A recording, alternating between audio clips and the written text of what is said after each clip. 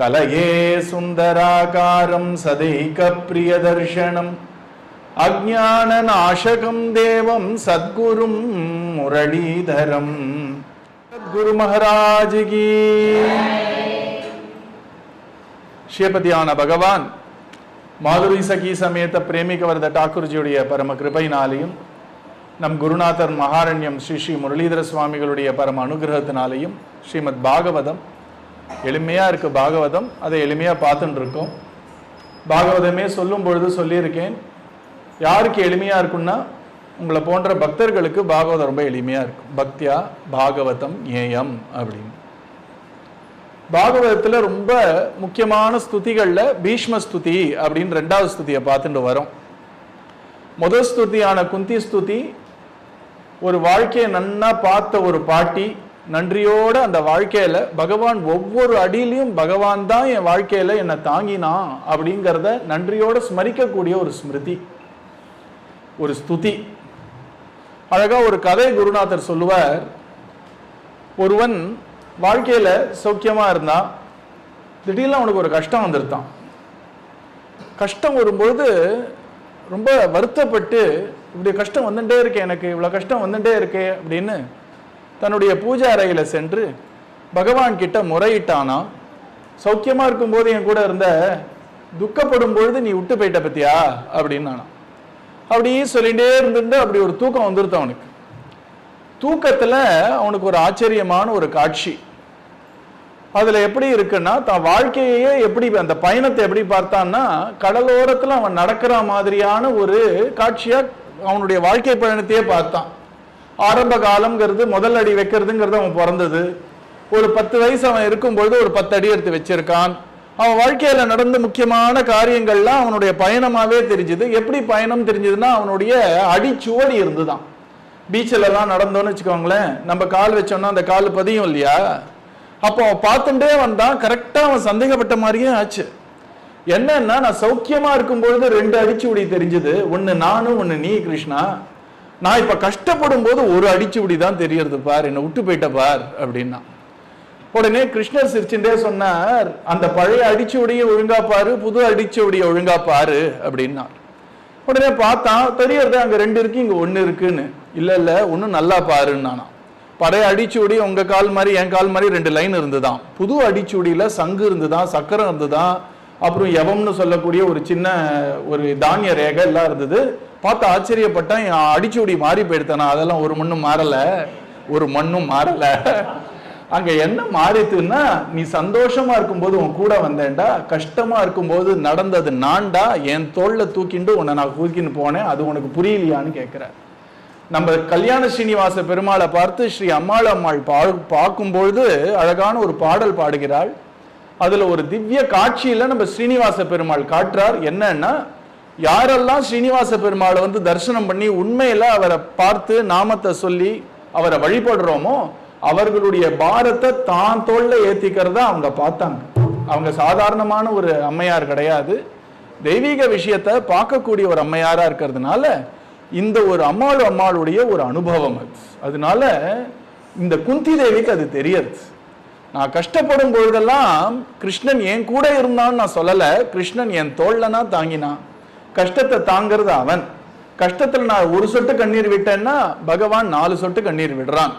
அவனால முடிஞ்சதெல்லாம் பண்ணி, ஏன்னா பகவானுக்கும் சில சூழ்நிலை சந்தர்ப்பங்கள்லாம் இருக்கு, அவனாலும் இஷ்டத்துக்கெல்லாம் விஷயத்தெல்லாம் மாற்ற முடியாது.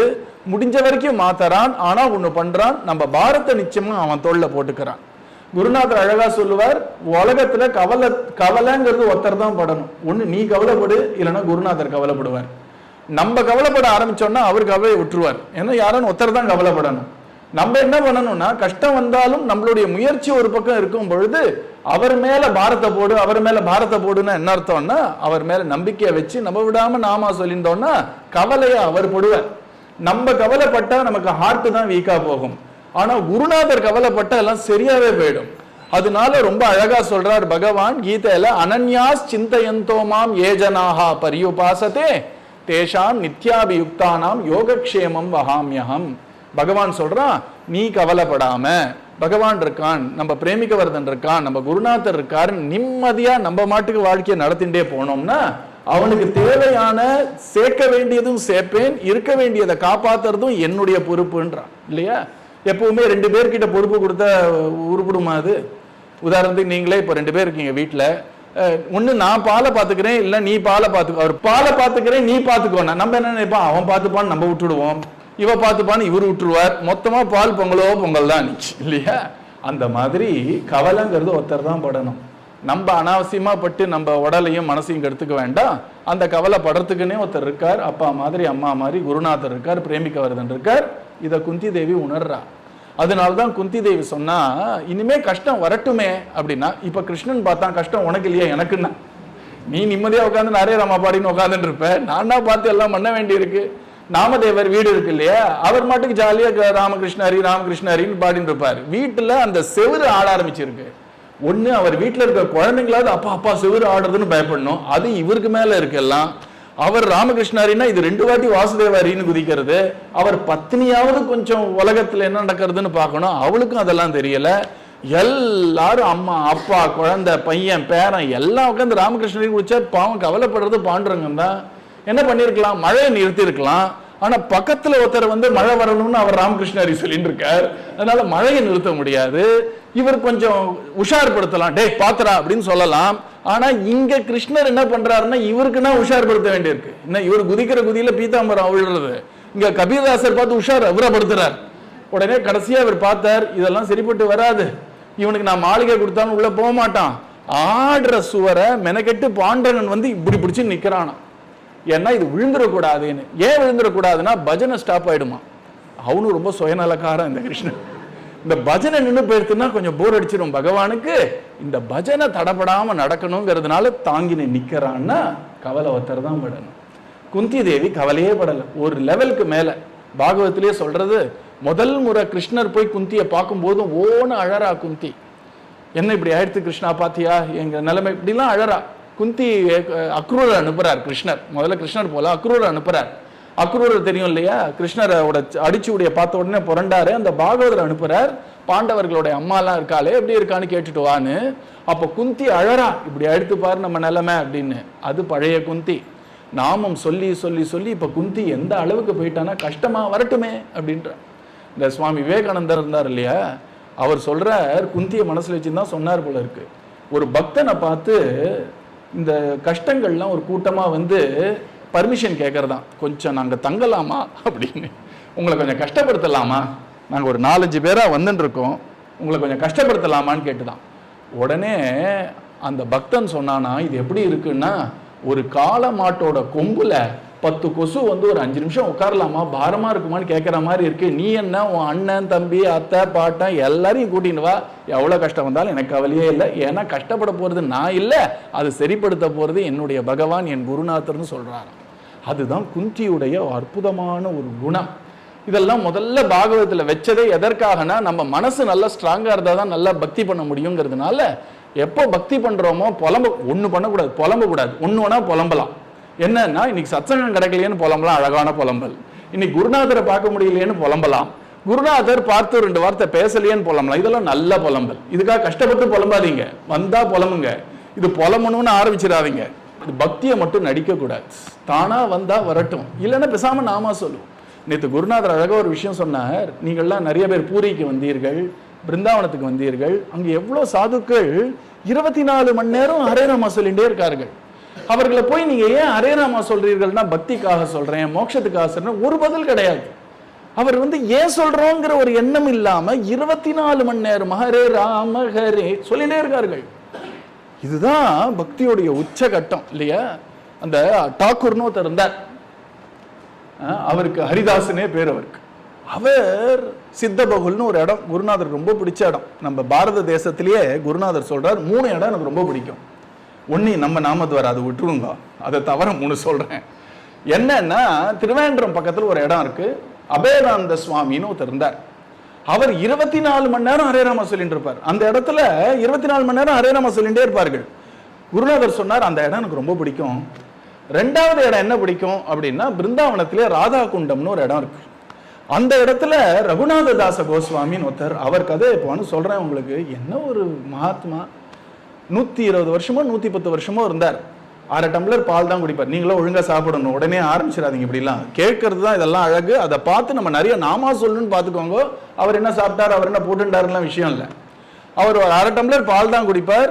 ஒரு நாளைக்கு 18 மணி நேரம் ஹரே ராமா. அப்புறம் ஒரு 2 மணி நேரம் போய் பிச்சை எடுப்பார். அந்த பால் கிடைச்சதுன்னா குடிச்சிட்டு சாம ஹரே ராமா. எங்கன்னா காட்டுல புலி வரும், சிங்கம் வரும், கரடி வரும், சிறுத்தை வரும். அந்த அந்த இடத்துல போட்டாலே ஒரு போட்டோ வரும். என்னன்னா அவர் தண்ணி குடிச்சுட்டு இருக்காரு, பக்கத்துல ஒரு சிறுத்தை தண்ணி குடிச்சுட்டு இருக்கு. அதை பத்தி கவலையே படல. அவர் தண்ணி குடிச்சு போய் உட்காந்துட்டு இருக்காரு இந்த மரத்துக்கடியில. குருநாதர் சொன்னார், ஒண்ணு அந்த அபேனந்த ஆசிரம்னு திருவனந்தபுரத்துல எனக்கு ரொம்ப பிடிக்கும் அந்த இடம். ஏன்னா எப்பவும் ஹரே ராமா ஒழிச்சுட்டு இருக்கு. அதே மாதிரி ராதா குண்டம்ன்ற இடத்துல இன்னைக்கும் சாதுக்கள்ல 24 மணி நேரம் ஹரே ராமா அவ மாட்டுக்கு பண்ணிட்டு இருப்பான். நீங்க வரீங்க போறீங்க அதெல்லாம் பத்தி கவலையப்பட மாட்டாங்க. அவன் பாட்டுக்கு மெதுவா நாமா சொல்லிட்டே இருப்பான். அதே மாதிரி 3வது இடம் இந்த ஹரிதாஸ் டாக்கூர்னு ஒரு பெரியவர், நம்ம சைத்தன்ய மகாபிரபு கூட இருந்தவர், மகாபிரபுடைய ஹிருதயத்தையே கொள்ள அடிச்சவர்னு சொல்லலாம். அவர் விடாம ஹரே ராமா. அதுதான் சித்த பக்குல்னு மகாபிரபு ஒரு வாட்டி ஜெகநாத சுவாமி பல் துளக்கின ஒரு சின்ன குச்சியில தானே ஒரு காலத்துல வேப்பம் அதை வச்சு பல் துளக்குவோம்.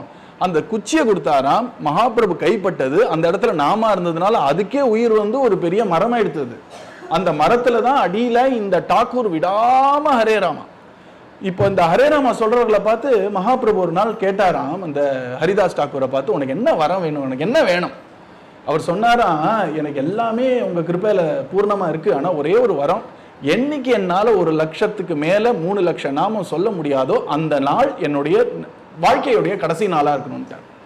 இப்போ நான் போகும்போது நாமா சொல்லணும்னு சொல்லல, நாமா சொல்லாத நாள் அன்னைக்கு நான் கிளம்பி போயிடணும்ன்றார். ஏன்னா நான் மூச்சு விட்டேன்னா நாமாவோட தான் நான் மூச்சு விடணும். இப்படி மகான்கள் இந்த 3 இடம் எனக்கு ரொம்ப பிடிக்கும் அப்படின்றார். ஏன்னா அங்க விடாம நாம நாம நாம இல்லையா? அப்படித்தான் இந்த ஒரு முதல்ல வரக்கூடிய இந்த குந்தி ஸ்துதியா இருக்கட்டும், இல்லைன்னா இந்த பீஷ்ம ஸ்துதியா இருக்கும்னு குந்தி ஸ்துதி சொல்றா, எனக்கு என்ன, எனக்கு நாக்கு கொடுத்துருக்க, நாமா கொடுத்துருக்க, நான் விடாம நாமா சொல்லிட்டு இருப்பேன், அதனால எனக்கு எந்த ஒரு குறையும் இல்லைன்றான் இல்லையா? அவ என்ன சொல்றான்னா நன்றி, பகவான் கிட்ட எப்போ நன்றியா இருக்கணும்னு காட்டுறது. அடுத்தது பீஷ்ம ஸ்துதியில சொல்றது எது அப்படின்னா, நம்ம கிளம்பி போகக்கூடிய நேரத்துல எப்படி வாழ்க்கைய வாழ்ந்திருக்கணும்னா, அந்த கிருஷ்ணன் அலறடிச்சுன்னு ஓடி வரணுமா, என் பக்தன் கிளம்புறான், நான் எப்படி வேற வேலையை பார்ப்பேன், அவன் ஏதாவது சால்ஜாப் பண்ணி யாரையானு கிளப்பி விட்டாவது நம்ம முன்னாடி வந்து நிக்கிற மாதிரி வாழ்க்கையை வாழணும். நமக்கு ஒன்றும் பெரிய பிரம்மச்சாரியத்தோட இருக்கணும், கல்யாணம் பண்ணிக்கூடாது, அதெல்லாம் பீஷ்மாச்சாரியர், அது அவருடைய ஒரு பெருமை. அது நமக்கு என்ன, நான் சான்ஸ் கிடைக்கும் போதெல்லாம் நாம சொல்லிட்டே இருந்தோம்னா மயங்கி போயிடுவான் பகவான். ஒரு விஷயம் குருநாதர் சொல்லுவார், நம்ம எப்படிப்பட்டவர் அப்படிங்கறதுலாம் விஷயம் இல்ல, விடாம ஒரு நாமத்தை சொல்லிட்டே இருந்தா பகவானாலேயே வேண்டான்னு நினைச்சா கூட நமக்கு முன்னாடி வராம இருக்க முடியாதான். பகவான் எங்கேயானு வேண்டான்னு நினைப்பானா? ஒரு ஒரு பெருமைக்காக சொல்றார். அதனால நம்ம விடாம சொல்லும் போது பகவான் அலடிச்சுன்னு வந்து நிப்பானா. இந்த பீஷ்மருக்கு ஓடி வரான் பகவான், வந்து நிக்கிறான். அந்த பீஷ்மாச்சாரியம் வருவான்னு நல்லா தெரியும், டென்ஷனே ஆள் அனுப்பல, இன்னைக்கு வருவியோ மாட்டியோன்னு அழறதெல்லாம் பிருந்தாவனத்துல தான். இவர் கம்பீரமா படுத்துட்டு இருக்கா, அவன் வராம எப்படி போவான்னு படுத்துட்டு இருக்காரு அவர். அப்படிப்பட்ட ஒரு சத்திரிய பக்தர் அவர். அவருக்கு பக்திக்கு ஏத்த மாதிரி பகவான் வரான், காட்சி கொடுக்கறான், சந்தோஷப்படுறான். பகவான் வந்து 4 வார்த்தை பேசணும்னு வரல, அவர் சொல்ற 4 வார்த்தையை கேட்கணும்னு வரான் பாருங்களேன். ஏன்னா அவர் சொல்ற தர்மத்தை கேட்கணும்னு ஆசைப்பட்டு வரான். அப்படிப்பட்ட ஒரு பக்தன் நம்ம பகவான். பக்தன்னே சொல்றது பாகவத். அப்படி பீஷ்மாச்சாரியார் மேல அப்படி ஒரு அபிமானம். எதனாலன்னா அன்புனால. அந்த அன்பு எப்படி வந்ததுன்னா நாமானால. அதனால குருநாதர் திரும்ப திரும்ப சொல்ற விஷயம் என்னன்னா, எனக்கு பக்தி வரலையே பக்தி வரையன்னு சும்மா புலம்பாது, அதெல்லாம் சும்மா ஊருக்கு பொய் பேச்சு. பக்தி வரணும்னு ஆசைப்பட்டா நாமா சொல்லு. நாமா சொல்ல சொல்ல என்ன ஆகும்னா தானா பக்தி வந்துட போறது இல்லையா? அப்படி பக்தி வரலன்னே வச்சுக்கோங்களேன், பகவான் வந்துருவான், கவலையே இல்லை நமக்கு இல்லையா? அதுதான் நாமத்துடைய பெருமை. அப்படிப்பட்ட அந்த பீஷ்மாச்சாரியர் படுத்துட்டு இருக்கார். ஆச்சரியமான ஸ்துதி, எல்லாரும் இங்கேயும் ரொம்ப அழகா சொன்னீர்கள். அற்புதமான ஸ்துதி. அந்த ஒரு 11 ஸ்லோகத்துல தன்னுடைய உள்ள குமுறல், அவர் எவ்வளோ 120 வருஷமோ 160 வருஷமோ அவர் எவ்வளவு பெரியவர்னு தெரியல. ஏன்னா கிருஷ்ணருக்கெல்லாம் முன்னாடியே பிறந்துட்டார் அவர். ஒரு 200 வருஷம்னு வச்சுக்கோங்களேன். அந்த காலத்துல அப்படிலாம் வாழ்ந்திருக்காரு இல்லையா?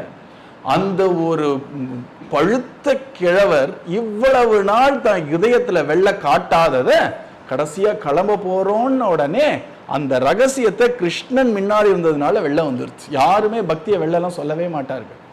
ஆனா அன்னைக்கு கிருஷ்ணன் முன்னாடி இருக்கிறதுனால அவர் இதயத்தை விட்டு பேசிவிட்டார்.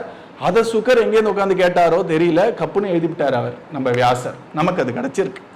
அதனால பகவானை பார்த்து சொல்லிட்டே வரார், என் இதயத்தை, என்னுடைய ஒரு மனதை வேற எந்த ஒரு ஆசையும் காட்டாம கிருஷ்ணனுக்காகவே வளர்த்தேன். அப்படித்தான் எல்லாரும் பண்ணுவார்கள். நீங்க கோகுலத்துக்கு போனீர்கள்னு வச்சுக்கோங்களேன், யசோதாமா என்ன பண்ணுவான்னா பத்மகந்தினின்னு ஒரு மாட்டு வகை, நம்ம நாட்டு மாடுலாம் சொல்றோம் இல்லையா, அந்த மாதிரி பத்மகந்தினின்னு ஒரு மாட்டு வகையாம். அந்த பாலே கமலம் மாதிரி வாசனை வருமா, ஒரு தாமரைப்பூ வாசனை வருமா, அவ்வளோ ரொம்ப ரொம்ப ரொம்ப பியூட்டிஃபுல்லான ஒரு மாடு. அந்த மாட்டோட பாலை யாருக்கும் கிடையாது, இது கிருஷ்ணனுக்கு மட்டும்னு வச்சுட்டு இருப்பார்களாம். உடனே கிருஷ்ணன் என்ன பண்றான், அந்த பால் தான் வேணும்னு கேட்டு சாப்பிட்றான். யார் அந்த மாதிரி இது கிருஷ்ணன் இருக்காரோ அதை ஆசையா பகவானே வாங்கி எடுத்துப்பான். அந்த கோகுலத்துல மாடு அப்படி இருந்தது. இங்க பீஷ்மர் 2 விஷயம் கிருஷ்ணனுக்குன்னு ஸ்பெஷலா வச்சிருந்தா, 2ஐயும் வாங்கிட்டான். ஒண்ணு, வெளியில இந்த அம்பை தேய்ச்சி வச்சார். கிருஷ்ணன் நீ அம்பை போட்டா கூட எனக்குன்னு வச்சா நான் தான் வாங்கிப்பேன்னு வாங்கிக்கிறான். 2வது உள்ள மனசு, அந்த ஒரு அன்பு இல்லையா, அன்பும் கிருஷ்ணனுக்குன்னு வச்சிருக்காரு அவர். அந்த மனசை பகவான் தான் வாங்கிக்கணும், தானே போய் வாங்கிக்கணும். எப்படி ருக்மிணியை ஓடி போய் அப்படி கையில அப்படி பிடிச்சி தூக்கிட்டு ரதத்துல ஏத்தின்னு ஓடி போயிட்டானோ, அப்படி பகவான் பார்த்தானா இவருடைய ஹிருதயத்திலையும் இருக்கக்கூடிய அன்புன்ற அற்புதமான அந்த பெண்மணி, அது என்னையே சார வேண்டியவள் அப்படின்னு கரெக்டா அந்த பெண்மணியோட ஸ்வயம் வரும்போது அவர் பிராணனை விடும் பொழுது வரான் பகவான். அந்த மனசு, அவருடைய அந்த மனசை தான் கிட்ட மொத்தமா வாங்கிட்டு மொத்தமா கிளம்பி போயிட்டான். அவர் மோட்சம் அடைகிறார் தான் ஆக போறது. அதனால அப்படி சொல்லிட்டு வரும்பொழுது தனக்கு கிருஷ்ணன் கிட்ட ஏற்பட்ட அனுபவமா சொல்லிட்டு வர்றார். அவர் கேட்ட அனுபவம் பாவம் சண்டை தான் அனுபவம் இல்லையா. என்ன அன்பா பார்த்தான் கிருஷ்ணன்னு கோபிகளோட பாக்கியம், இவருக்கு கோபமா பார்த்தான்னு சந்தோஷமா சொல்லிட்டு இருக்காரு. பொதுவா சத்சங்கத்துல உங்க அனுபவமானு தெரியல, குருநாதர் நம்மள மேல கோச்சுண்டா கூட அங்க கொஞ்சம் கஷ்டமா இருக்கும். வெளில சிரிச்சுட்டு சொல்லுவோம், என்ன கோச்சுண்டா தெரியுமா, என்ன வார்த்தை சொல்லிட்டா தெரியுமா அப்படின்னு சந்தோஷமா சொல்லிட்டு இருப்போம். வெளில அவர் சும்மா இருக்கிறத காட்டில 2 வார்த்தை ஷார்ப்பா சொன்னா கூட நமக்கு ரொம்ப சந்தோஷமாயிடும். ஏன்னா அந்த வார்த்தை எப்படி இருந்தாலும் வருது அன்புல இருந்தானே, பிரேமையில இருந்தானே. அதனால இங்க பீஷ்மாச்சாரியர் எதை கொண்டாடுறாருன்னா, என்ன கொல்றேன்டான்னு வந்தார் அப்படின்னு சந்தோஷமா சொல்லிட்டு இருக்கார். இதெல்லாம் வெளில சொல்ற விஷயமான்னு.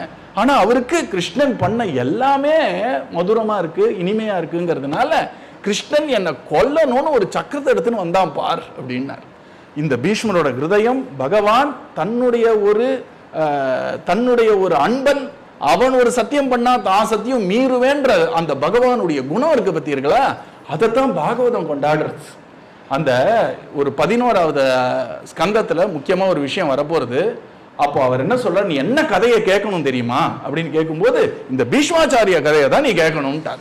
சுண்வன் சுபத்ராணி ரதாங்கபாணி ஜென்மானி கர்மாணி சயானி லோகே. அங்க சொல்லும் பொழுது சுண்வன்னா கேளு, என்ன கேளுனா சுபத்ராணி, மங்களத்தை அள்ளி கொடுக்கக்கூடிய கிருஷ்ணனுடைய கதை. எந்த கிருஷ்ணன கதை? ரத அங்கபாணே, ரதத்துக்கு அங்கமா இருக்கக்கூடிய சக்கரத்தை கையில தூக்கி பீஷ்மா நீ அழிஞ்சடா இன்னைக்குன்னு அப்படி ஓடி வரக்கூடிய கிருஷ்ணன் கதையை கேளு, உனக்கு பக்தி வராம எப்படி போகும்னு கேட்கிறார். சுண்வன் சுபத்ராணி ரதாங்கபாணே, அப்படிப்பட்ட கிருஷ்ணனுடைய பிறப்ப கேளு, ஜென்மானி அவன் செய்யக்கூடிய அற்புதமான லீலைகளை கேளு, உலகத்துல ரொம்ப பிரசித்தியா இருக்கக்கூடிய கிருஷ்ண கதையை கேளுன்னு சொல்றதுதான் பீஷ்மஸ்துதிக்கான ஒரு பெருமை.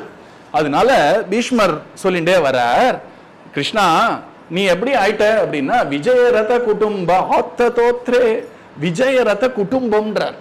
இந்த பாகவதத்துக்கே ஒருத்தர் உரை எழுதியிருக்கார், ரைட்டா. அந்த நம்ம ஸ்ரீ அண்ணாவும் நம்ம குருநாதரோட குருநாதரும் பாகவத ரசம்னு உரையே எழுதியிருக்கார். அதை தவிர அவர் எவ்வளவு முறை பாகவதம் சொன்னார்ன்ற கணக்கு யாருக்குமே தெரியாது.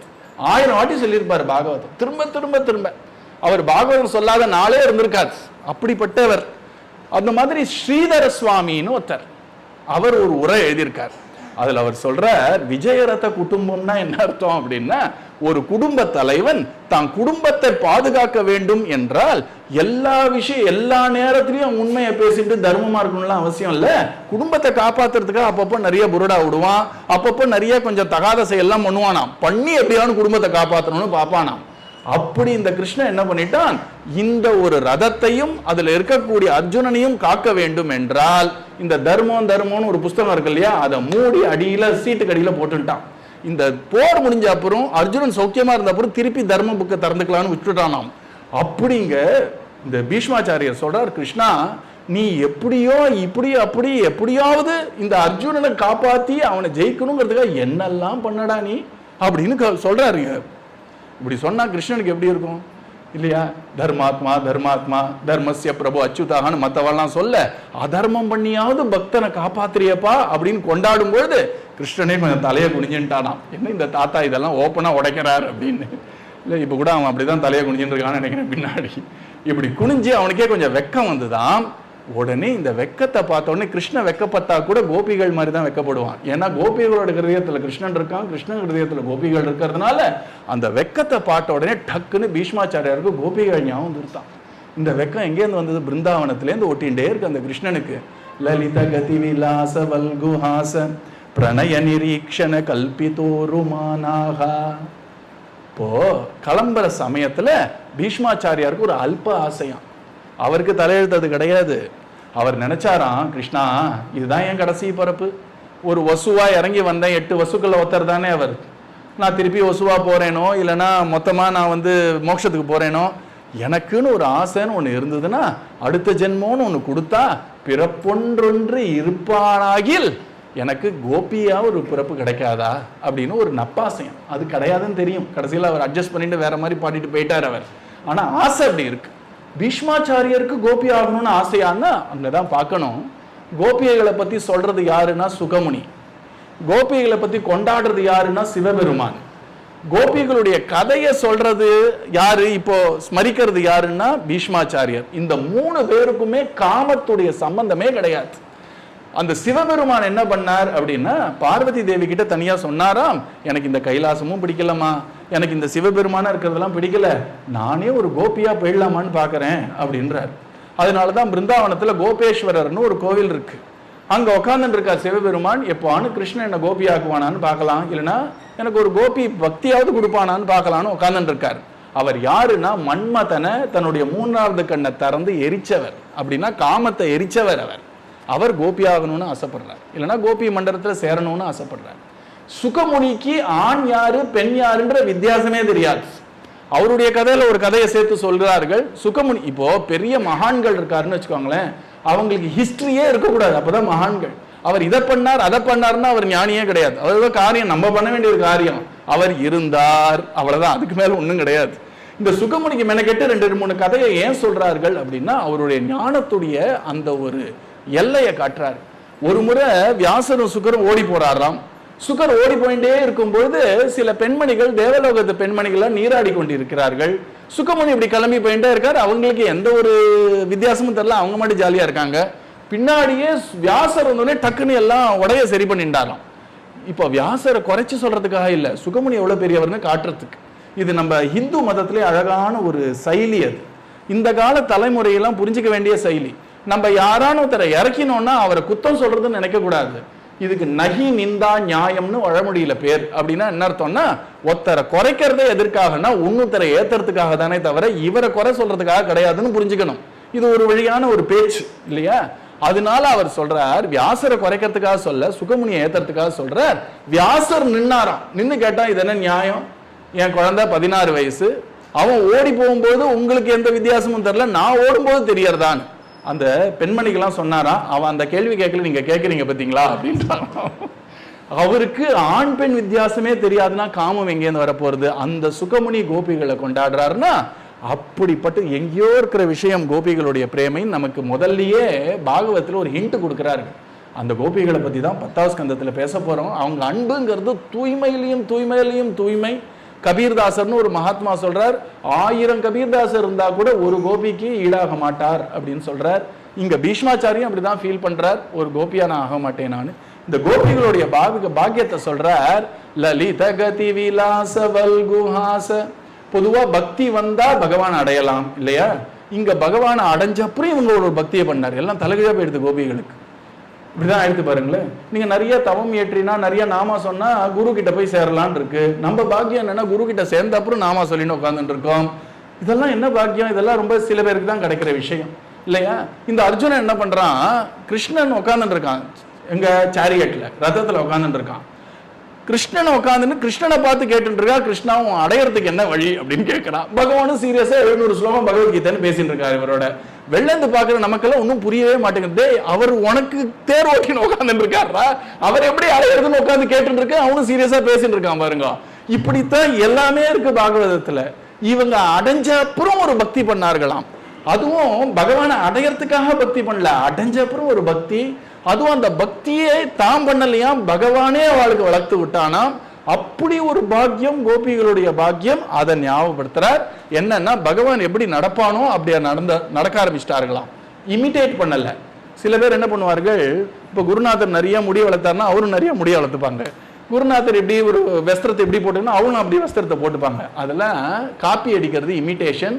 நம்ம குருநாதர் திரும்ப திரும்ப சொல்றார், இந்த மாதிரி காப்பி அடிக்கிறதுங்கிறது விஷம், இமிடேஷன் இஸ் பாய்சன். ஆனா கோபிகளோட நிலைமை அப்படி கிடையாது.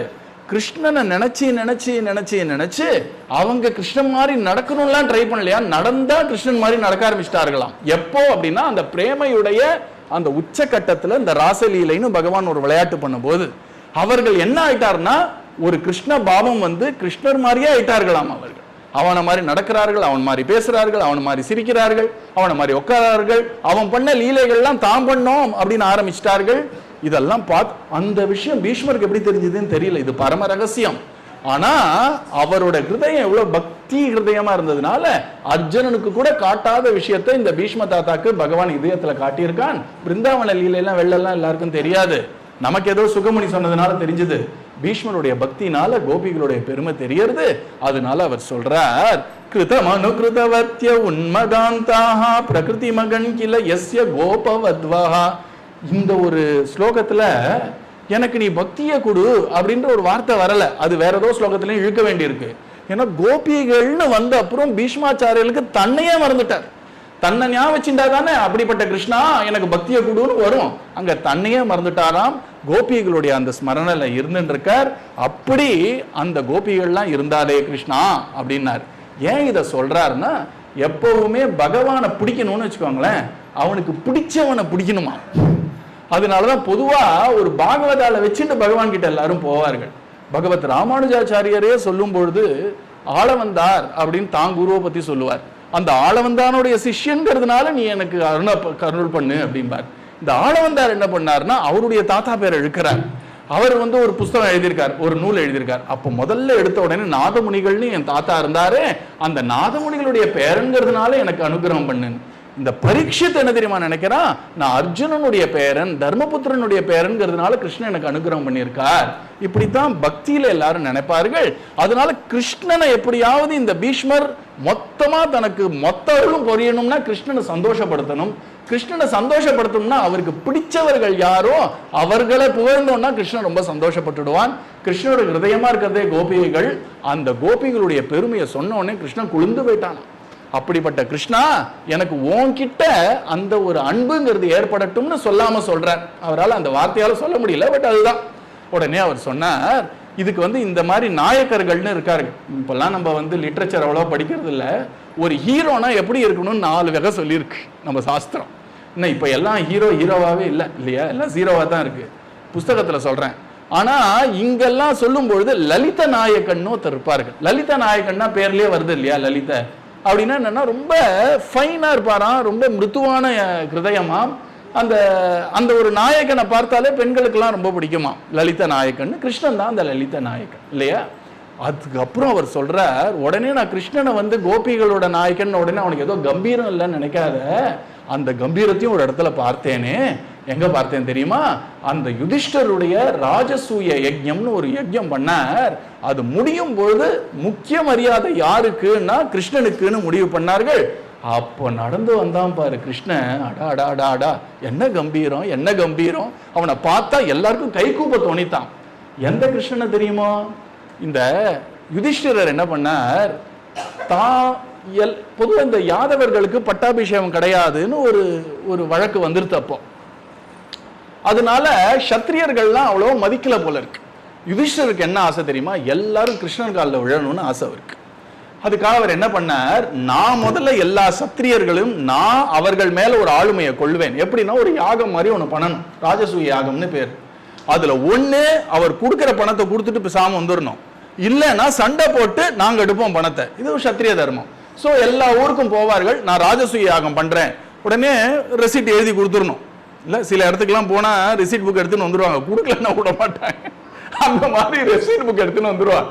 நீ ராஜசூய யாகத்துக்கு இவ்வளவு பணம் கொடுத்துருன்னா கொடுத்துருவார்கள். அவங்க இவளுக்கு அடிமை, உடனே அவர்கள் வருவார்கள். அடிமைன்னா என்ன, அவங்களுக்கு அடிப்பட்டவர்கள். அந்த ராஜசூய யாகம் முடியும் பொழுது யாருக்கு முக்கியமா பூஜை பண்ணுவார்களோ எல்லாரும் அவருக்கு காணிக்கையை செலுத்தி வந்தனம் பண்ணிட்டு போகணும். யுதிஷ்டருக்கு என்ன ஆசைன்னா எல்லா ராஜாவும் என் அடியில வரணும். நான் என்ன பண்ணுவேன், எல்லாருடைய அந்த முன்னிலையில கிருஷ்ணன் கிட்ட போய் அத்தனையும் அவன் பாதத்துல வச்சு அவனுக்கு ஒரு நான் வந்தனம் பண்ணுவேன். இதுதான் எனக்கு ஆசைன்னு ஆசை. ஏன்னா பக்தர்களுக்கு தான் சுவாமியோ குருவையோ இன்னும் கொஞ்சம் மேம்படுத்தணும் தான் ஆசைப்படுவாங்க. அந்த மாதிரி யாஜசூயம் பண்ணார்கள். யாருமே சண்டை போடல. இவர் போறாருன்னா யார் பண்ணுவா? அதனால ஜம்முன்னு நடந்தது. அதுல கிருஷ்ணனுக்கு பிடிக்காதவர்களாம அந்த சபையில இருந்தார். அதெல்லாம் அவர் ஸ்மரிக்கல பாருங்க கேர்ஃபுல்லா பீஷ்மர். அங்க அந்த கதை நம்மளும் ஸ்மரிக்க வேண்டாம். அந்த சபையில என்ன ஆச்சு, கண்ணன் யாரு முதல்ல, கண்ணனுக்கு யாருக்கு முதல் மரியாதை, யாருக்கு முதல் பூஜை, அக்ர பூஜைன்னு பேர். அக்ரன்னா முதல்னு அர்த்தம். நம்ம கூட தமிழ்ல முதல் மரியாதைன்றோம் இல்லையா, அந்த முதல் மரியாதை யாருக்குன்னு உடனே சகாதேவன் இருக்கார் இல்லையா, அந்த பஞ்ச பாண்டவர்ல நகுலன் கடைசி பாண்டவன், அவன் எழுந்து சொன்னானா கண்ணனுக்கே அந்த முதல் மரியாதை தகும் அப்படின்ட்டார். பீஷ்மருக்கு சந்தோஷம். அவரு எழுந்து நானும் ஆமோதிக்கிறேன் அப்படின்னு அவர் சொன்னாராம். பீஷ்மருக்கு அதெல்லாம் ஞாபகம் வருது. உடனே நடுவில் கொஞ்சம் கை கலப்பெல்லாம் நடந்தது. அதுல 2 பேர் கிளம்பி போயாச்சு மேல.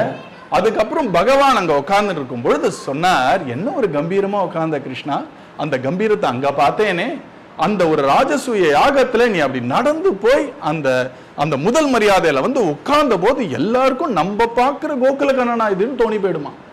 ஒரு உதாரணம் சொல்றேன். இது நம்ம குருநாதர் ஸ்ரீ ஸ்ரீ அண்ணாவோட அனுபவம். நம்ம மன்னார்குடின்னு ஒரு ஊர் இருக்கு தெரியுமா உங்களுக்கு? அதுல ராஜகோபாலன்னு கிருஷ்ணன் இருப்பான். ரொம்ப அழகா இருப்பான் அந்த கிருஷ்ணன். யாரும் வாழ்க்கையில் ஒரு வாட்டியாவது போகணும். ஒண்ணு மன்னார்குடிக்கு போகணும், இல்லைன்னா காவலம்பாடிக்கு போகணும். கேட்டீங்கன்னா 2 பேருமே அதே மாதிரி கிருஷ்ணர். அந்த கிருஷ்ணர் எப்படி இருக்காருன்னா, தான் ஃப்ரெண்டு ஒருத்தர் இருக்கா, ஸ்ரீதாமான்னு பேர்.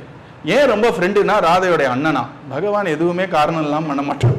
அவருக்கு தோல்ல பகவான் இப்படி கையில போயிடுச்சு அப்படி போட்டுன்னு இருப்பான். அவன் அப்படி ஸ்லைட்டா அப்படி ஸ்டைலா அப்படி நிற்பான். அது 3 இடத்துல வளைவுன்னு பேரு.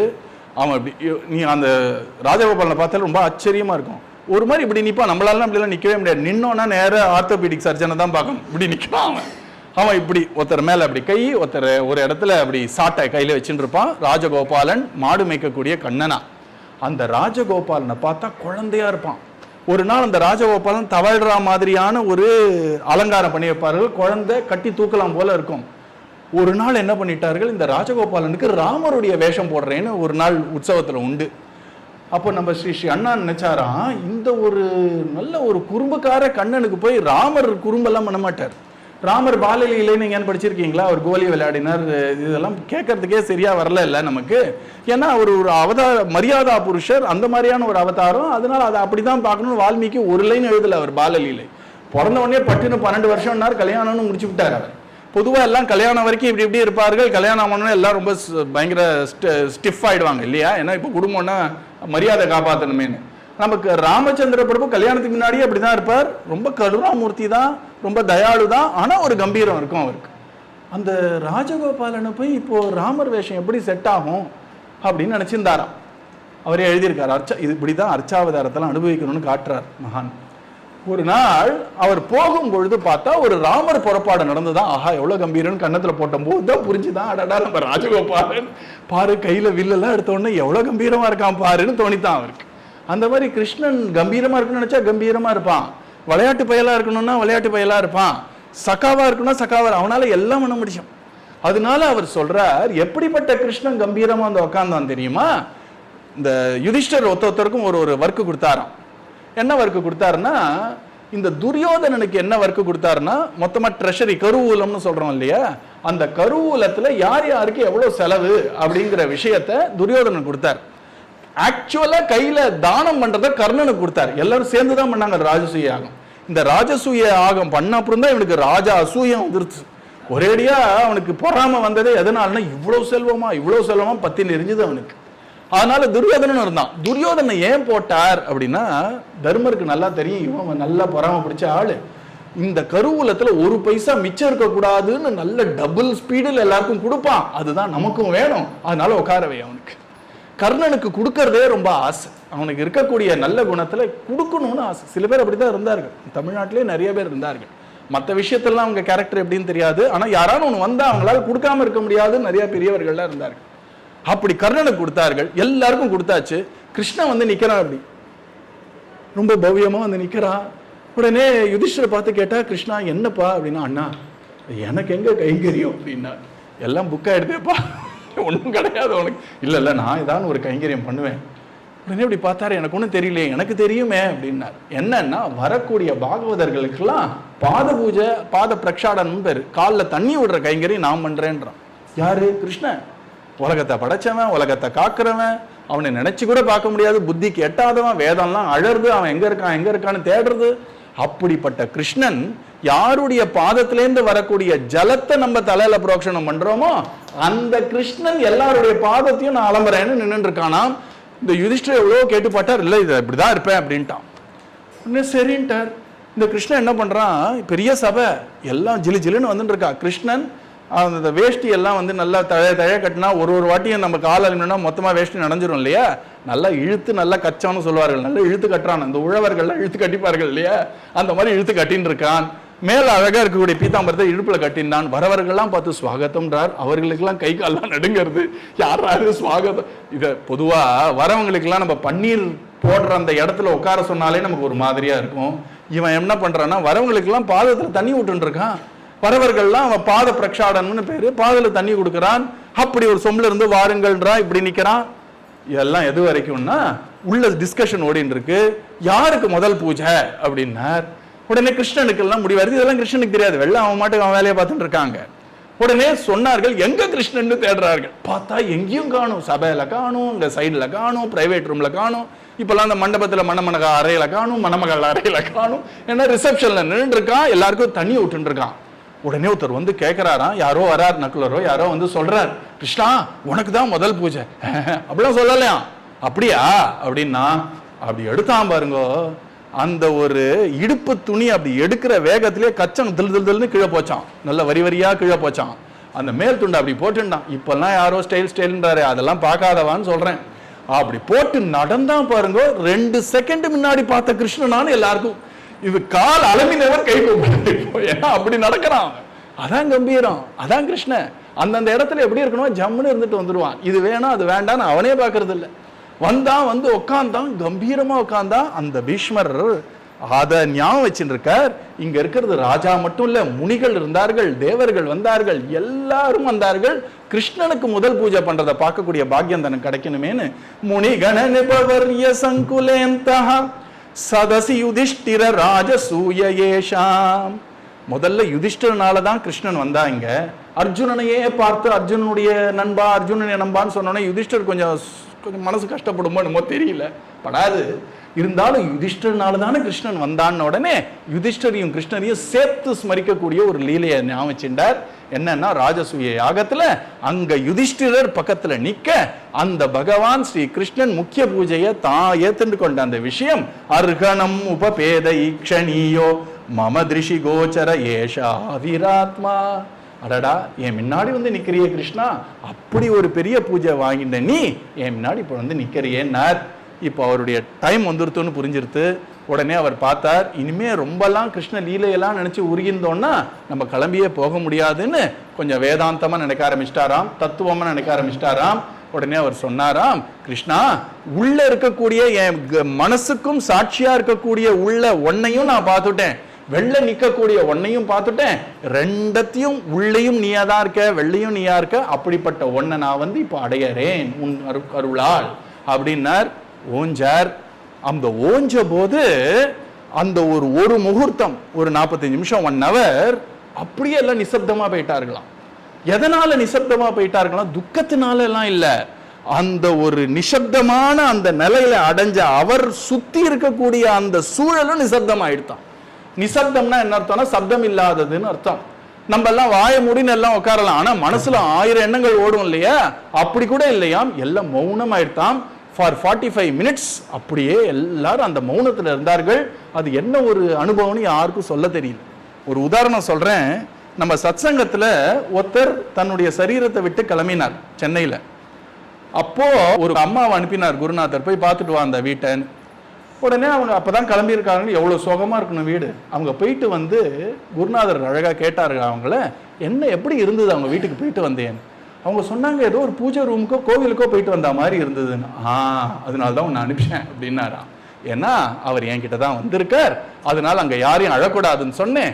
எல்லாரும் அரே ராமா சொன்னா, ஏன்னா பகவானை அடையக்கூடிய அந்த இடம் சோகமயமான இல்லையா. ஒரு குழந்தை சௌக்கியமா ஒரு காலேஜ்ல இருந்து வேலைக்கு போறதுனால அழுவார்களே, காலேஜை விட்டு பூட்டியடா அப்படின்னு அழமாட்டார்கள். நல்ல இடத்துக்கு போறியடான்னு சந்தோஷப்படுவார்கள் இல்லையா. அப்படி அந்த இடத்துல அப்படி ஒரு தெய்வீகமான சூழல் இருந்ததுன்னு நம்ம வந்து சொன்னார்கள். குருநாதர் ஆமா அதுக்கு தான் அனுப்பினேன்னார். அந்த மாதிரி தான் இங்க நம்மளுடைய அந்த பீஷ்மாச்சாரியர் கிளம்பும் பொழுது சோகம் அப்புறம் வந்தது, அங்க நிசப்தம், எல்லாம் சைலண்ட் ஆயிட்டாலாம். ஏன்னா ஒரு பெரிய யோகீஸ்வரர் பகவான் முன்னிலையில தன்னுடைய அந்த பிராணனை தன்னுடைய ஆத்மால ஒடுக்கி பகவான் அடைஞ்சார். எல்லாரும் அப்படியே சைலண்ட் ஆயிட்டாலாம். கொஞ்ச நேரம் ஓடித்தான். எந்த அளவுக்குன்னா சாயங்கால வேலையில கார்த்தால வேலையில கூட கொஞ்சம் லைட்டா தான் கிளபெலா கிளபெலா கிளபெலான்னு பட்சிகள் கட்டும். சாயங்காலம் உங்களால அந்த சப்தம் கேட்காம இருக்கவே முடியாது. அது எல்லாமே வந்து எல்லாம் அங்கங்க ஓடிட்டு வந்துட்டோன்னு ஒரு குழந்தை கரெக்டா 5ஆம் கிளாஸ் வரைக்கும், 6ஆம் கிளாஸ்ல இருந்து கப்புன்னு மூடிடும் எல்லாம். 5ஆம் கிளாஸ் வரைக்கும் அந்த குழந்தை ஸ்கூல்ல இருந்து ஓடி வந்துருச்சுன்னா அந்த அம்மாவை போட்டு போர் அடிச்சுன்னு அந்த குழந்தை இது நடந்தது அது நடந்தது, நான் கபடி ஆடினேன் அதை ஆடினேன் இதை ஆடினேன். கொஞ்சம் மிடில் ஸ்கூல் வந்ததுன்னா எல்லாம் ஸ்குவாய்ட் ஆயிடும். அப்புறம் அம்மா துருவி கேட்டாலும் ஒன்றும் வெளில வராது, ஏன்னா அது வயசு மாறி. அந்த மாதிரி இந்த பட்சியெல்லாம் வெளில அப்படி சுத்திட்டு வந்து அன்னைக்கு சாயங்காலம் ஒரு 1 hour எல்லாம் கலகல கலகலன்னு பேசிட்டே இருக்கும். அந்த பட்சிகள்லாம் கூட சைலண்ட் ஆயிடுதான். அப்போ பார்த்துக்கவர்கள் அப்படி ஒரு அமைதி, அப்படி ஒரு சைலண்ட். குருநாதர் அதுக்கு அழகான வார்த்தை சொன்னார். இந்த சைலன்ஸுக்கு டைனமிக் சைலன்ஸ்னு பேரு. தூக்கத்துல வரக்கூடிய அந்த மௌனம் இல்ல, அந்த ஒரு தியானத்துல வரக்கூடிய ஒரு மௌனம், எல்லாம் மௌனம் ஆயிடுத்து. அப்புறம் கொஞ்ச நேரத்துக்கு அப்புறம் எல்லாரும் கொஞ்சம் சமாதானமாய் ஓன்னு அழ ஆரம்பிச்சார்கள். என்னதான் இருந்தாலும் நம்ம தாத்தா நம்மளை அப்படி தாங்கினவர், தர்மத்துக்காகவே வாழ்ந்தவர், குலத்துக்காகவே வாழ்ந்தவர்னு எல்லாரும் மனசு கொஞ்சம் ஸ்வேதனைப்படத்தானே பட்டு பகவான் எல்லாரையும் ஆஸ்வாசப்படுத்தி பகவான் எல்லாருக்கும் ஒரு சமாதானம் சொல்லி அந்த பீஷ்மாச்சாரியாருக்கு செய்ய வேண்டிய அந்த இறுதி சடங்குகள்லாம் பண்ணிட்டும் எல்லாரும் திருப்பி அஸ்தினாபுரம். இதெல்லாம் எங்க நடக்கிறது? நம்ம குருக்ஷேத்திரத்தில் நடக்கிறது. எல்லாம் திருப்பி அஸ்தினாபுரம் போனார்கள். போன உடனே பகவான் சொன்னானா, இப்போ நான் கிளம்பியே ஆகணும்பா, இப்போ நான் கிளம்பணும், இந்த போர் முடிஞ்ச அப்புறம் துவாரகைக்கு நான் போவே இல்லை அப்படின்னார். உடனே அவர் சொன்னார், இதெல்லாம் நான் கிளம்பணும்னு சொல்லிட்டு அந்த அத்தியாயம் அதோட நின்று போயிடுது. சவுனக்கர் ஞாபகப்படுத்துறார். ஏன்னா இப்போ சொல்லக்கூடிய பௌராணிக்கர் இருக்கா இல்லையா, உக்ரசரவஸ், இந்த பீஷ்மாச்சாரியர் மோட்சம் அடைந்தார், இறுதி சடங்குகள் நடந்ததுன்னு பேசாம அவர் மௌனத்துக்கு போயிட்டார். ஏன்னா அந்த கதையை அப்படி மனசுல வாங்கிட்டு சொன்னா தானே அதுல ஒரு ஒரு ஒரு சாநித்தியம் இருக்கும். அந்த பீஷ்மாச்சாரியர் போனதை கேட்டு இந்த கதை சொல்றவரே பேசாம மௌனத்துக்கு போயிட்டார். உடனே சவுனக்கர் பார்த்தார், இப்படியே இருந்தா கதை நகராதே அப்படின்னு அவர் கேள்வியை கேட்கிறார். இந்த தர்ம ராஜாவுக்கு நிறைய கிருபை பண்ணிட்டு போனாரே, தர்ம ராஜ்யம் எப்படி நடந்ததுன்னு கொஞ்சம் வெளில கொண்டு வர்றாரு அவர். உடனே அவர் சொன்னார், அதை ஏன் கேட்கிற, தர்மராஜ்யம் சௌக்கியமா நடந்தது, ஒருத்தர் ஒரு தப்பு பண்ணல, காலகாலத்துக்கு மழை பெஞ்சுது, பயிர்கள்லாம் அப்படி செழிப்பா வந்தது, முத்து முத்தா நிறையா எல்லாருக்கும் தானியம் வந்து சமிருத்தியா இருந்தது, சௌக்கியமா இருந்தார்கள். அப்படி அந்த அந்த ஒரு தர்மராஜாவை அங்க பட்டாபிஷேகம் பண்ணி வச்சுட்டு கிருஷ்ணர் கிளம்பி போகணும்னு கிளம்புறார். கிளம்பின உடனே எப்படி கிளம்புறார் அப்படின்னு பார்த்தா, எல்லாருக்கும் கிருஷ்ணன் கிளம்புறான்னு உடனே ஒரே துக்கமா எடுத்தான். ஆனா கிளம்பும் போது அழக்கூடாதுன்னு ஒரு பண்பாடு இல்லையா. நம்ம ஒருத்தர் கிளம்பும் பொழுது அவர் இனிமையான ஒரு எண்ணங்களோட கிளம்பணும். நமக்கு அது கசப்பா இருந்தாலும் அவருக்கு இனிமையா இருக்கணும். அழுதுண்டே கிளம்பினா அழுதையே நினைச்சுன்னு போவார் அவர். அதனால அவர்கள்லாம் கண்ணீர் இங்க வரைக்கும் வந்துருத்தான் கட்டுப்படுத்தி வச்சிருந்தாராம். கிருஷ்ணன் கண்ணீரை பார்க்க கூடாது கிளம்பும் பொழுது. அப்படி இருக்கும் பொழுது ரொம்ப அழகா சொல்றாரு, சாத்யகி உத்தவ சேவிதோ பகுவிதை ராஜோபச்சாரை ததா. கிருஷ்ணன் வந்து ஒரு தேர்ல ஜில்னு ஏறினானா. இதெல்லாம் ஏன் பாகவத்துல சொல்றதுன்னா, நம்ம புறப்பாடு பண்றோம் இல்லையா, அப்போ இந்த மாதிரி இப்போ புறப்பாடு பண்ணும்பொழுது நம்ம என்ன நினைப்போம், அப்போ கிருஷ்ணன் இப்படித்தான் குருக்ஷேத்திரத்திலேருந்து ஹஸ்தினாபுரத்துலேருந்து துவாரகை கிளம்பினா அப்படின்னு நம்ம ஸ்மரிக்கிறதுக்கு புறப்பாட்டுக்கு வேணும் இல்லையா. கிருஷ்ணன் வெளில போயிட்டு திரும்பி உள்ள வரும்போது எப்படி ஸ்மரிக்கணும், கிளம்பும் போது எப்படி ஸ்மரிக்கணும், 2 அத்தியாயம் இல்லை. அவர் கிளம்புறத ஒரு அத்தியாயம் ஃபுல்லா எழுதியிருக்காரு பாருங்களேன். இந்த பீஷ்மஸ்துதியே 11 ஸ்லோகம் தான், அவன் கிளம்புறத முழு அத்தியாயம். அவன் கிளம்பி துவாரகையை அடையறான் பார்த்தீர்களா, அதுக்கு ஒரு முழு அத்தியாயம். ஏன்னா பகவான் கிளம்பும் பொழுது என்ன மனசுல நம்ம ஸ்மரிக்கணும், என்ன நினைக்கணும், பகவான் சுத்திட்டு திரும்பி உள்ள வரும்பொழுது என்ன நினைக்கணும், இதெல்லாம் பாகவதம் நமக்கு அம்மா மாதிரி சொல்லி கொடுக்கறது. அங்க அவர் சொல்றார், ஒரு பக்கம் சாத்தியகின்னு பகவானுக்கு அந்த ஒரு சரீர பலம், அந்த புத்தி பலம் அப்படின்னு ரெண்டு வேணும் இல்லையா? ஆள் பலம்ங்கிறது சாத்தியக்கியம், புத்தி பலம்ங்கிறது உத்தவர். பகவான் ஏதான டெசிஷன், ஏதான ஒரு முடிவு எடுக்கணும்னா உத்தவர் கூப்பிடுவார். என்ன பண்ணலாம் சொல்லு, சண்டைக்கு போலாமா வேண்டாமா, சண்டைக்கு போலாமா வேண்டாமா, போலாம். அவர் கேட்கறது எங்க ஸ்ட்ரெஸ் பண்றாருன்னு புரிஞ்சுக்கணும். சண்டைக்கு போலாமா வேண்டாமா அப்படின்னு கேட்டா வேண்டாமே அப்படிங்கணும். அவர் டோனை வச்சுன்னு தான் பதில் சொல்லுவானா உத்தவர். அவருக்குன்னு சொந்தமாக முடிவுலாம் எடுக்க மாட்டார். கர்ணன் கேட்பான், அப்படி ஆன்சரோட தான் கேட்பான். சண்டைக்கு போகணுமா என்ன, அவசியம் போகணும்னா டிஸ்மிஸ். வேண்டவே வேண்டாம் கிருஷ்ணா, எதுக்கு அனாவசியமா, பட்டு சண்டை போட்டா பெட்டர் தருது, அவசியம் பண்ணணும் கிருஷ்ணா பண்ணியா. இந்த ரெண்டு ட்ரிக்கு தெரிஞ்சா நீங்க குருநாதரோட அழகா பேசலாம். அவர் எப்படி கேள்வி கேட்கறான்னு கரெக்டா புரிஞ்சுக்கணும். அப்பதான் பதிலும் கரெக்டா வரும். அதை மட்டும் புரிஞ்சுக்காம அசடு மாதிரி நம்ம புத்தியை வச்சு நான் பேசினோன்னு வச்சுக்கோங்க, வேஸ்ட் இல்லையா? அடுத்த வாட்டி கேட்க மாட்டார். அதனால இங்க உத்தவன் புத்தி பலமா அந்த சண்டைக்கு போகணும்னு முடிவு எடுத்துனா சாத்விக கூப்பிடுவார். அங்க ஒரு மீட்டிங் நடக்கும். என்னன்னா இந்த சண்டைக்கு என்ன மாதிரியான ஒரு யூகம் பண்ணணும், இந்த சக்கர யூகமா இல்லைன்னா சர்ப்ப யூகமா இல்லைன்னா பத்ம யூகமா, இதெல்லாம் சாத்தியகி பார்த்துப்பார். இந்த ஆள் பலம் புத்திர் பலம், இவா ரெண்டு பேரும் ரெண்டு சைட்ல இருக்கார்கள். பகு இதை ராஜோபச்சாரைஹி, நம்ம புறப்பாடு மாதிரி ரெண்டு பேர் சாமரம் வீசுகிறார்கள், ரெண்டு பேர் ஆளவட்டம்னு சொல்றதை வீசுகிறார்கள். அழகா ஒருத்தன் தீபத்தை எடுத்துன்னு முன்னாடி போறான். அந்த 4 குதிரை இங்கேன்னு கத்துறது, இன்னைக்கு நமக்கு கைங்கரியம் கிடைச்சிருக்குன்னு சந்தோஷமா ஏறி உட்கார்றார். கௌந்தேயைஹி பரிபூஜிதா பிரியஜனைஹி சங்கீர்த்திதஸ்யந்தனே. அங்க சுத்தி இருக்கிறவர்கள்லாம் கிருஷ்ணாராமா கோவிந்தான்னு பாடுறா, ஏன்னா கிருஷ்ணனுக்கு அதுதான் பிடிக்கும்னு. உடனே கௌந்தேயின்னு சொல்லக்கூடிய அர்ஜுனன் பகுவிதமா பூஜை பண்ணானாம், கிருஷ்ணன் ஆலிங்கனம் பண்ணானாம், கிருஷ்ணா கிளம்புறியேன்னானாம், கையை பிடிச்சானாம், கிருஷ்ணா உனக்காக கொஞ்சம் பக்ஷணம் கொடுத்துருக்கேன், இந்த சீடையை வச்சுக்கோ, முறுக்கு வச்சுக்கோன்னு கொடுக்குறானாம். இப்படி எல்லாரும் உபச்சாரம் பண்றார்கள். நாரி பிருந்த மனோஹரோ தரணி தேவாஷீர்வச்சோபியர்ச்சிதா. அங்க இருக்கக்கூடிய அந்த பெண்மணிகள்லாம் கிருஷ்ணனையே பார்த்து, ஆஹா நம்ம கண்ணையே பறிச்சுட்டு போறானே கிருஷ்ணன் அப்படின்னு அவருடைய மனதெல்லாம் அபரிச்சுட்டு போறானாம் கிருஷ்ணன். அங்க இருக்கக்கூடிய வேதம் படிச்சவர்கள்லாம் சௌக்கியமா இருக்கட்டும், யாத்திரையெல்லாம் எந்த ஒரு தடையும் இல்லாம நடக்கட்டும்னு ஆசீர்வாதம் பண்றார்களாம். கிருஷ்ணன் அதெல்லாம் வாங்கிப்பான்.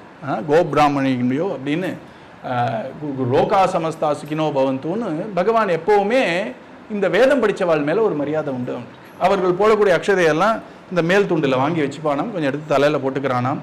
நேத்ரானந்த கரோர் ஹரிர் விஜயதே வீத்யாம் குருநாம் புரி. ஸ்ரீ ஸ்ரீ அண்ணா கோவிந்த கதாமிருத்தம்னு தன்னுடைய அழகான கிரந்தத்துல ஒரு சுருக்கமா அப்படி சொல்லிட்டார். எப்படி போறார்னா, நேத்ரானந்த கரோ, எல்லாருடைய கண்களுக்கும் ஆனந்தத்தை கொடுத்துட்டே கிளம்புறானாம். பார்க்கும்பொழுது ஆனந்தம், இனிமே பார்க்க முடியாதே கொஞ்ச நாளைக்குன்னா துக்கம், இந்த மாதிரி ஒரு கலப்படமா இருக்கான். நம்ம ஆனந்த கண்ணீர் பொதுவா இந்த சைட்ல இருந்து வரும், என்ன துக்க கண்ணீர் பொதுவா இங்கேருந்து வரும். அதுக்காக கண்ணீர் விடும்போது இப்படி திரும்பினாலும் ஆனந்தமாலாம் இதெல்லாம் நடக்கிறத சொல்றேன்.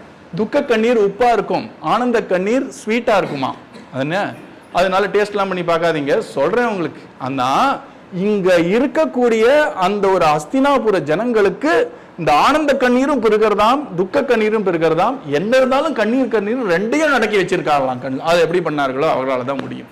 அங்க ரொம்ப அழகா சுகர் ஒரு விஷயம் சொன்னார். நம்ம குருநாதர் ஒரு இடத்துல போய் பாகவதம் சொல்றாருன்னு வச்சுப்போம்.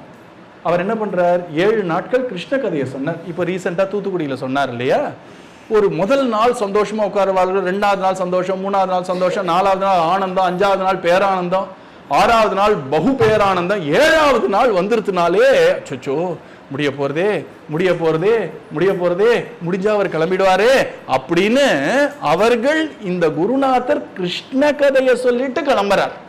அப்படி கிருஷ்ண கதையை கேட்கக்கூடிய ஜனங்கள் 7 நாட்களுக்கு அப்புறம் கேட்க முடியாதே, இனிமே கிடைக்காதேன்ற எண்ணமே அவர்களுக்கு இவ்வளவு துக்கத்தை கொடுக்கறதுன்னா, சாட்சாத் கிருஷ்ணன் அவர்களோட கையை கொடுத்தான், அவர்களோட சாப்பிட்டான், அவர்களோட விளையாடினான், அவர்களோட நடந்தான். அப்படிப்பட்ட கிருஷ்ணன் 3-4 மாசம் 5-6 மாசம் இருந்துட்டு கிளம்புறான்னா யாரால செய்ய முடியும்னு கேட்கிறார். கிருஷ்ண கதையே ஒரு நாள் கிடைக்கலன்னா மனசு ரொம்ப கஷ்டப்படும் பொழுது கிருஷ்ணனே கிளம்பினான்னா யாரால செய்ய முடியும் அப்படின்னு நம்ம பௌராணிகர் நம்ம உக்ரஸ்ரவஸ் சொல்றார். சத் சங்கான் முக்தரு சங்கோ ஹாத்தும் நோத்சகதே புதஹா கீர்த்தியமானம் யசோயஸ்ய சகிருதாகர்ணிய ரோச்சனம். இங்க அழகா சொல்றார், புத்திமான்கள் புத்திசாலிகள் கிருஷ்ண கதை கிடைக்கலைன்னா வருத்தப்படுவார்கள். யாரானு எனக்கு அந்த மாதிரிலாம் வருத்தம் இல்லைன்னா அப்போ அந்த கேட்டகரி என்னன்னு பார்த்துக்க வேண்டியதுதான் இல்லையா? அதனால அழகா சொல்றார். உடனே பாண்டவர்களால் எப்படி அதை சகிக்க முடியும்? கஷ்டப்பட்டு எல்லாரும் திரும்பி வந்தார்கள். உடனே அந்த கிளம்புற உடனே அந்த ஹஸ்தினாபுரத்தில் ஸ்கூலுக்கெல்லாம் அவ்வளோவா போகாத இளம் பெண்கள் அவர்கள்லாம் உட்கார்ந்துட்டு நேர வெளியே தாண்டி போக முடியலன்னா அந்த ஜன்னல் வழியா பார்க்கிறார்களாம். அவர்கள் பேசிக்கிறார்களாம் ஒருத்தருக்கு ஒருத்தர். இந்த பேசினதை இந்த உக்ர சிரவசி எப்படியோ காதால கேட்டுவிட்டார் பாருங்க. அங்க அழகா சொல்றார், அங்க கௌரவேந்திர புரி ஸ்ரீநாம் சர்வஸ்ருதி மனோகராஹா. சர்வஸ்ருதி மனோகரஹா அப்படின்றார். சர்வஸ்ருதி மனோகரன எல்லா காதுக்கும் இனிமையாக பேசுகிறார்களாம். அவர்கள் பேசுறத கேட்டாலே எல்லாருக்கும் இனிமையா இருக்கான். இங்க ரொம்ப அழகா இந்த உரை எழுதுறவர் சொல்றார், ஸ்ருதி அப்படின்னா வேதம்னு அர்த்தமா. ஸ்ருதினா வேதம்னு அர்த்தம் ஒண்ணு. அதனால வேதங்கள் எல்லாமே ஆசைப்படுறதாம். இந்த ஹஸ்தினாபுர பெண்கள் கிருஷ்ணனை பத்தி என்ன பேசுறாள்னு கேட்கறதுக்கு வேதமே பல ரூபங்கள் எடுத்து இந்த பெண்மணிகள் என்ன பேசுறான்னு கேட்டு சந்தோஷப்பட்டுதான் அப்படிப்பட்டதா பேசுறார்கள். என்ன சொல்றார்கள்னா, அஹோ அலம் ஸ்லாக்யதமம் யதோ குலம். இந்த எதுகுலம்ங்கிறது என்ன பாக்கியம் பண்ணியிருக்கு. இந்த பகவான் அதுல பிறந்து அவர்களோட சேர்ந்து விளையாடி அவர்களோட சேர்ந்து சாப்பிட்டு அவர்களோட உறவாடி இப்படி இருக்கார்களே, அப்படிப்பட்ட எதுகுலத்துக்கு ஒரு நமஸ்காரம். அதை விட பெரிய நமஸ்காரம் என்னன்னா பிருந்தாவனத்துக்கு ஒரு பெரிய நமஸ்காரம். அங்க பகவான் 11 வருஷம் இருந்த போது என்ன விளையாட்டுலாம் விளையாடினான், எல்லாருக்கும் என்ன ஒரு பக்தி பிரவாகத்தை அப்படி திறந்து விட்டான். அந்த பிருந்தாவனத்துக்கு நமஸ்காரம். பகவானை கைப்பிடித்து வாழ்க்கைப்பட்ட 16,108 அந்த தேவிகளுக்கு நமஸ்காரம்.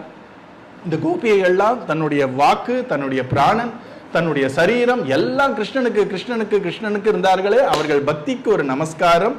அவர்கள்லாம் என்ன விரதம் செய்தார்களோ இப்படி பகவானுக்கே கைங்கரியம் பண்ணக்கூடிய பாக்கியம் கிடைச்சதே அப்படின்னு சொல்ற விஷயம் வேதத்துக்கு ரொம்ப பிடிச்சிருக்கான் இல்லையா? நமக்கு அது கிடைக்கணும்னு கூட இல்லை, கிடைச்சா சந்தோஷம். அது பாக்கியம் பாக்கியம் பாக்கியம்னு ஒருத்தர் சத்சங்கமா பேசிக்கிறோமே, அப்படி பேசிக்கிறதே வேதத்துக்கு ரொம்ப சம்மதமா இருக்காம். அப்படி எல்லாரும் பேசிந்தார்கள்.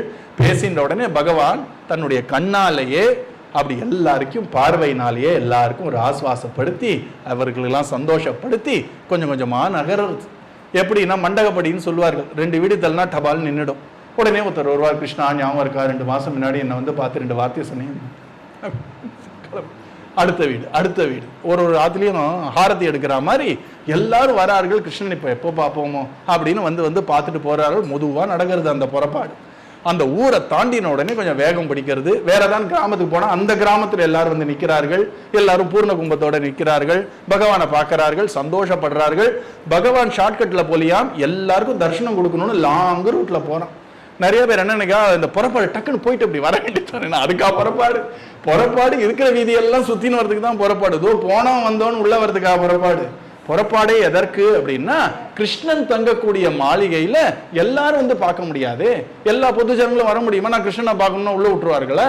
ஆனா இவன் இருக்கிற இடத்துல தான் போனா அவர்கள்லாம் பார்க்கலாமே, அவர்களுக்கு ஒரு கட்டாட்சம் பண்ணி அவங்க சௌக்கியமா இருக்கல இருந்தாலும் கிருஷ்ணன் கிளம்புறான். அதே மாதிரி தானே கோவில்ல இருக்கக்கூடிய உற்சவரும். எல்லாரும் கோவிலுக்குள்ள வரமாட்டார்கள், சில பேர் கோவிலுக்கு வரக்கூடாதுன்னே இருப்பார்கள். அப்படி இருக்கிறவர்களுக்கும் அனுகிரகம் வரணும் தான் பகவான் மெனக்கெட்டு வீடு வீடா போறான். இந்த புறப்பாடே ஏன் வச்சிருக்கோம்னா, கிருஷ்ணன் பண்ணது ராமர் பண்ணது தான் இப்ப அர்ச்சாவதாரம் பண்ணிட்டு இருக்கு. அங்க எல்லாருக்கும் போய் அந்த ஒரு கட்டாட்சம் வரணும். இந்த அர்ச்சாவதாரமும் விளையாடும், அர்ச்சாவதாரமும் பேசும், எல்லாம் பண்ணும் அர்ச்சாவதாரம். அப்படிப்பட்ட இந்த கிருஷ்ணன் கிளம்பினான் அப்படின்னு ஒரு அத்தியாயம் முழுக்க சொல்றார். கிளம்பி துவாரகா பக்கத்துல போயிட்டானாம். கிருஷ்ணனுக்கே இப்போ பாவம் ஒரு 16,108 மகிழ்ச்சிகள். இந்த போர் முடிஞ்சு பகவானை பார்க்கவே இல்லை, பகவான் எப்படி இருக்காருன்னு தெரியல, எல்லாம் ஒரே ஆன்சியஸா இருக்கார்கள். அப்போ வரானாம் பகவான். உடனே உள்ள வரான். அந்த ஒரு துவாரகைக்கே இன்னொரு பேர் என்ன, ஆனர்த்த தேசம்னு பேர் அந்த தேசத்துக்கு. ஆனர்த்தான் சௌபவ்ரஜ்ய ஸ்விருத்த ஜனபதான் ஸ்வகான் தத்மௌதரவரம் தேஷாம் நிஷாதம் ஷமயன்னிவ. பகவான் என்ன பண்ணானா, கரெக்டா துவாரகை கிட்ட போகும் பொழுது அவன் தான் சங்க எடுத்துட்டு பூம் பூம் பூம்னு ஊதினானா. இங்க அந்த ஒரு சொல்றவருடைய அழகை பாருங்க. இதெல்லாம் ரசிக்கணும், நீங்களாம் ரசிக்காருங்கிறதுனால சொல்றேன். பகவான் 2 கையில இப்படி சங்க பிடிச்சுட்டானா. பிடிச்சிண்டு தன்னுடைய பவள வாய் செவந்த அந்த ஒரு உதட வச்சுன்னு பூம் பூம்னு ஊதினானாம். அது எப்படி இருக்குன்னு சொன்னா, 2 கையும் 2 தாமரை மாதிரி இருக்கு. அந்த தாமரை நடுவுல இந்த அன்னப்பட்சி இருக்கும் இல்லையா, அந்த மாதிரி இந்த சங்கு இருக்கு. அந்த சங்கை எடுத்து ஊதும் பொழுது அந்த அன்னப்பட்சி பேசினாலே அது ஒரு பிரணவம் மாதிரி இருக்குமா, ஓம் மாதிரி இருக்குமா. அந்த அன்னப்பட்சியே 2 தாமரையில நின்று கூன்னு கத்துற மாதிரி இருந்துதான். இந்த அன்னப்பட்சியோட இன்னொரு விஷயம் என்ன தெரியுமோ, அன்னப்பட்சியோட அழகு இருக்கு பத்தியெல்லாம் ரெட் கலர்ல இருக்கும். இந்த பகவான் தன்னுடைய சிவந்த அதரத்தினால அந்த வெள்ளை சங்க ஊதும் போது அந்த சங்கத்துடைய துவாரம் கூட சிவப்பாயிடுதான். அப்படி ஏன்னா வெக்கத்தினால. அப்படி அந்த ஒரு சங்கநாதத்தை கேட்டு எல்லாருக்கும் ஒரே சந்தோஷம். ஏன்னா பகவானுடைய சங்கு தனிதான், அதோடைய சப்தம் தனிதான். எல்லாரும் ஒரே சந்தோஷப்பட்டார்கள். இந்த குழந்தைகள்லாம் குடுகுடுன்னு ஓடி வர ஆரம்பிச்சிருத்து. அங்க பெரியவர்கள்லாம் ஆசீர்வசனத்துக்காக கையில ஒரு சின்ன ஒரு குடம், மேல ஒரு சின்ன தேங்காய் வச்சுட்டு பூர்ண கும்பம்னு பேரு காத்துட்டு இருக்கார்கள். அங்க பாட்டு பாடுறவர்கள்லாம் ஆரம்பிச்சிருக்கார்கள். ததறின்னு ஆரம்பிச்சிட்டார்கள். பாட தெரியாதவர்கள் இன்னும் பெரிய பாக்கியவான்கள் ஹரே ராமா சொல்ல ஆரம்பிச்சிட்டார்கள். அங்க அப்படி எல்லாரும் வரார்கள். ராஜாதி ராஜ ராஜகம்பீர ராஜ மார்த்தாண்ட எதுகுல வம்ச திலகன்னு கட்டியம் சொல்றவர்கள்லாம் வந்து நிற்கிறார்கள். சில பேர் பாட்டு அப்போ டக்கு டக்கு டக்குன்னு ஒரு கவிதை புனைவார்கள், அவர்களும் வந்து நிற்கிறார்கள். எல்லாரும் வந்து பகவான் அப்படி பகவான் வந்து அப்படி வரவேற்கணுமா அப்படி ஏன்னா கொண்டாடுற இடத்துல தான் பகவான் இருப்பான் இல்லையா. கொண்டாடுறார்கள். துவாரக்கைய அப்படி உள்ள போறான். துவாரகையுடைய அழக சொல்றார். நாற்சந்திகள் இருக்காம், வீடெல்லாம் நல்ல பெருசு பெருசா இருக்காம். யாருமே அல்பமா, எல்லாம் நல்ல புஷ்டியா இருக்காலாம். அதனால நல்ல உடனே ஏதோ பெருத்து போயிட்டார்கள் நினைக்காதீர்கள். சௌக்கியமா இருக்கார்கள். எல்லார் காதலையும் குண்டெல்லாம் இருக்கு, எல்லார் கழுத்துலயும் அழகான ஒரு செயின் இருக்கு. எல்லாரும் சந்தனம் பூசிருக்கா, நல்ல வாசனையா இருக்கார்கள். எல்லாரும் வரார்கள். எல்லாரும் வரும் பொழுது பகவானை பார்த்து சொல்றார்கள், இன்னைக்கு நீங்க வந்ததுதான் எங்க வாழ்க்கையிலேயே ஒரு பெரிய ஆனந்தத்தை கொடுக்கறது. எங்களுக்கு நீதான் அப்பா, எங்களுக்கு அம்மா மாதிரி இருந்து பார்த்து கொள்கிறீர்கள், குருவா இருந்து எங்களை வழி நடத்துகிறீர்கள், தெய்வமா நீதான் இருக்க அப்படின்னு பகவானுக்கு அழகா ஸ்வாகதம் சொல்லி உள்ள வந்தாராம். உள்ள வரும்போது பகவான் நடக்கும் பொழுது அப்படியே பின்னாடியே நடந்து வராராம். எல்லாரும் அதான் பார்த்துட்டு இல்ல தர்ஷனம் ஆச்சுன்னா ஜருகண்டினா யாரும் ஜருக மாட்டேன்றார்கள். ஏன்னா ஒவ்வொரு நிமிஷத்துக்கும் ஒன்னு ரொம்ப அழகா இருக்கான் கிருஷ்ணனுக்கு. ஒக்கப்பரி கொக்கப்பரி ஒய்யாரமும் அப்படின்றார். நம்ம பெருமாளை பார்த்து ஒரு பெரியவர் பாடுறார். அவர் அப்படி கிருஷ்ணனை பார்த்தா நவநவமா இருக்கான், புதுசு புதுசா இருக்கான். அவனை பார்க்கறது யாருமே ஒரே கூட்டமா போயிடுத்தாங்க. உடனே பகவான் வரான். வந்து எல்லாருக்கும் பெரியவர்களுக்கு நமஸ்காரம் பண்றான்.